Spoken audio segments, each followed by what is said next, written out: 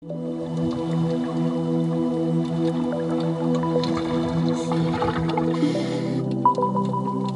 there turtles in New Zealand? Yes.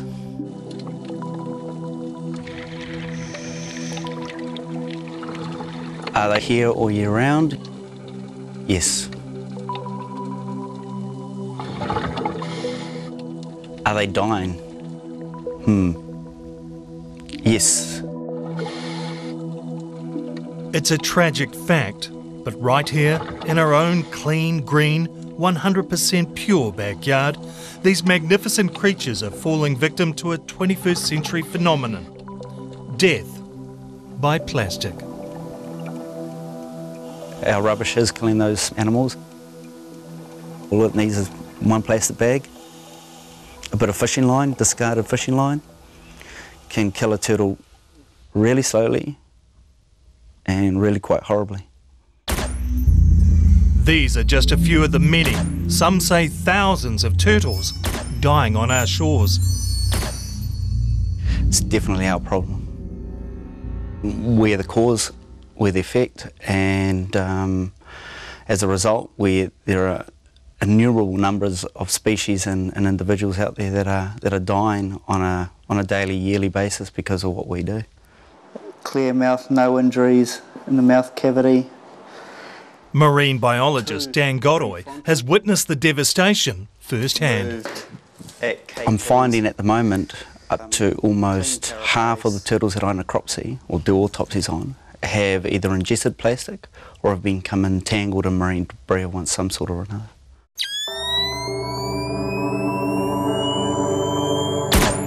All this plastic, 224 pieces in total, was removed from the intestine of just one dead turtle.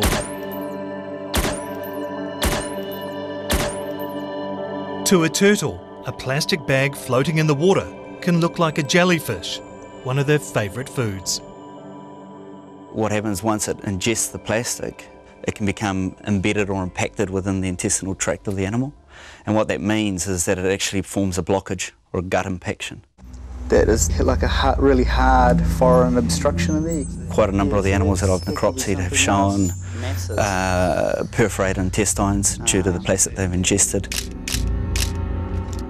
Significant amounts of disease and infection.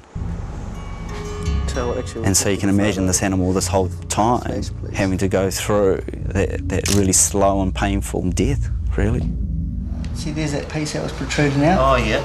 See, that's a nasty bit of jagged plastic which would have hurt like hell. And it's very rare that you'll actually find a product which has a place of manufacture on it. It just seems to be plastic bags and things. But I have found samples within the turtles that I've necropsied here with New Zealand products.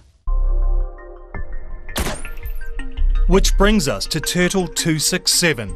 Included in the 67 pieces of plastic removed from its intestine was a well-known chip packet, some plastic from Lower Hutt, an independent brewery's label from Auckland, and another with a brand name NZ Pure.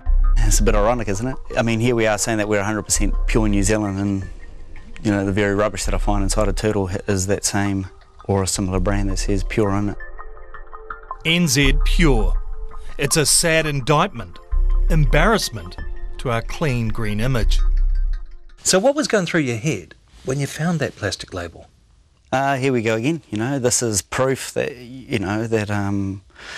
undeniable proof that what we do and the rubbish we throw away has an impact on these endangered species. Really frustrating.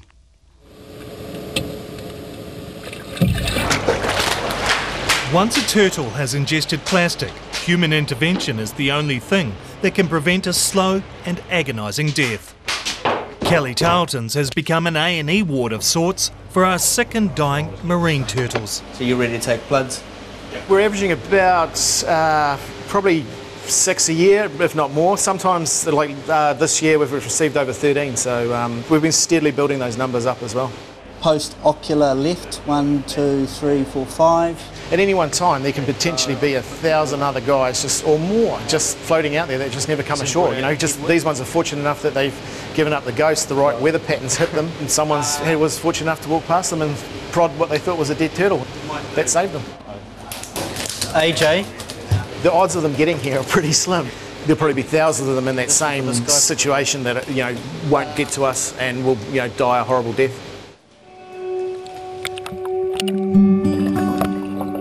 Of the 13 turtles rescued by Kelly Tarleton's this year, 8 could not be saved. I get frustrated, I get disheartened, I feel for this animal that's had to go through the pain of dying due to ingesting plastic and becoming impacted in its stomach and its intestinal tract, and I get angry sometimes. Yeah, I don't know if he's going to sit still like the other one. Yeah, but mostly just really disheartened at the situation that we've created ourselves. So, just how clean is our ocean? This is like a rubbish tip. After the break, our own shores of shame.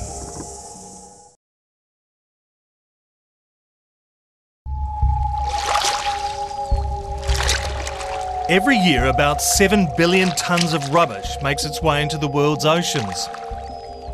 Today, it's estimated there are 20,000 pieces of plastic floating on every square kilometre of ocean.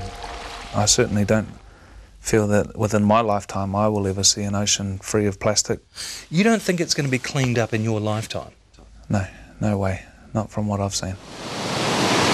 If it's rubbish you're after, Hayden Smith knows where to find it. It's not that bad though. To me this beach looks pretty clean. It isn't until you drop to your hands and knees that you realise we're facing an industrial-sized problem. You got 1, 2, 3, 4, 5, 6, 7, 8, 9, 10, 11. The high tide mark of Takapuna Beach is littered with thousands and thousands of tiny pieces of plastic. Now, all the time I spent on the beach with the kids, I've never ever even noticed this stuff. The beaches we love are now coated in plastic sand. I would almost guarantee that it would be 1 million pieces, easily. With the amount of those raw plastic pellets, those mermaid's tears that are lying there on the beach. These tiny plastic pellets, or mermaid tears, are imported into the country, reheated and used to manufacture all things plastic. See, we get pretty upset when there's an oil spill and we see oil, but This is oil in a solid form. It took us just 10 minutes to fill this vial, 786 pieces in total. and it's just endless. So how did they get on the beach? They have come from the plastics industries. They've come from the transport industry, where the bags that are carrying those pallets have been pierced by forklifts, and again, all the stormwater networks just take them away so swiftly. But industry alone isn't to blame. A moment of carelessness, a plastic bag lost to the wind, will ultimately end in the ocean through our stormwater system. It saddens me a little bit, but that's why we're out there, going out there to clean it up, because that's what needs to be done. So we'll do this spot, and then we'll go out and we'll go up another 100 metres up again on the right. Yeah, it's... For the past 10 years, Hayden Smith has been picking up our rubbish. This is where we get wet feet.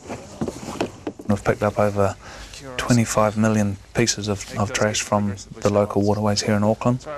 That's over 3.1 million litres of trash, which is enough to fill over 105 shipping containers full of waste. In 10 years? Yep, from the local harbour here.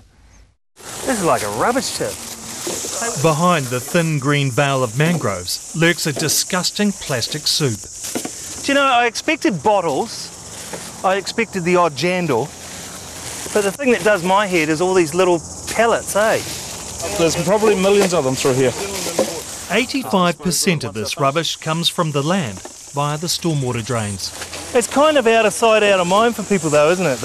If it's not picked up, it'll remain in the ocean for hundreds of years. This old Coca-Cola bottle has been out of circulation for over 25 years. We've cleaned this space up in the last 9 months, and this is returned here from somewhere. In an hour, we managed to pick up 20 bags of rubbish. We cleaned just 20 metres of coast.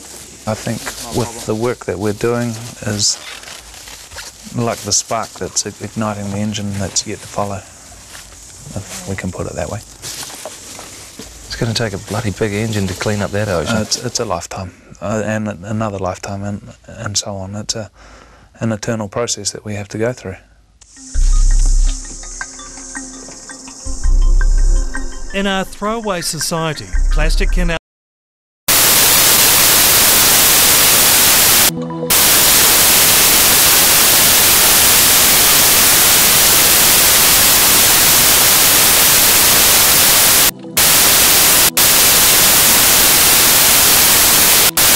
Are they found?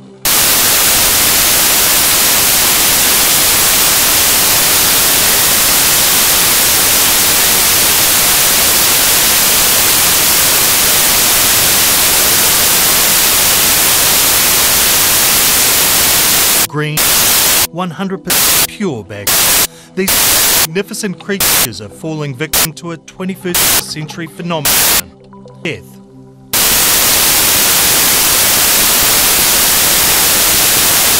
That's the bag. Really slowly.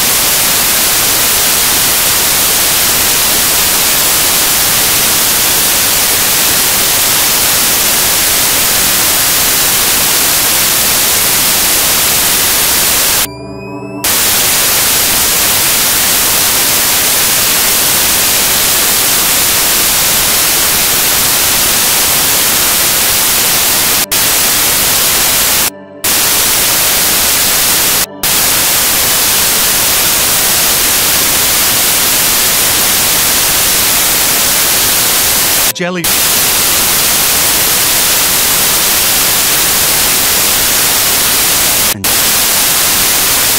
Embedded on